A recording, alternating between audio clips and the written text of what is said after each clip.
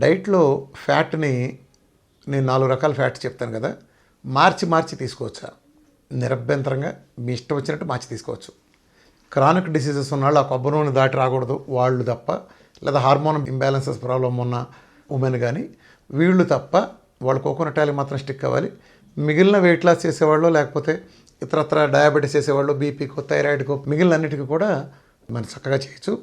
మీరు ఫ్యాట్ ఎలా అయినా మార్చుకోవచ్చు. 2 రోజులు కొబ్బరి నూనె, 3 రోజులు అది, లేదా 4 రోజులు నెయ్యి, 5 రోజులు వెనపూస, మీ ఇష్టం. మళ్ళీ సైకిల్ కూడా మీ ఇష్టం వచ్చిన వాళ్ళు రిపీట్ చేసుకోండి.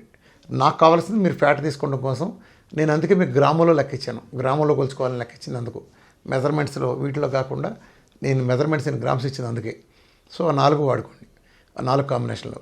అలానే ఒకే రోజు 4-5 వాడుకోవచ్చా? నిరభ్యంతరం వాడుకోవచ్చు.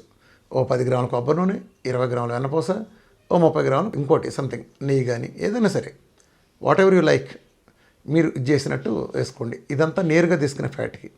అలానే కూరలు వేసుకునే ఫ్యాట్ కూడా మీ ఇష్టం. కొబ్బరి నూనెతో వండుకుంటారో, నెయ్యితో వండుకుంటారో, వెనపూసతో ఉంటారో, పెరుగు మీద మేకడతో వండుకుంటారో, మీ ఇష్టం. ఈ 4 నుంచి మీ చాయిస్ తీసుకోండి.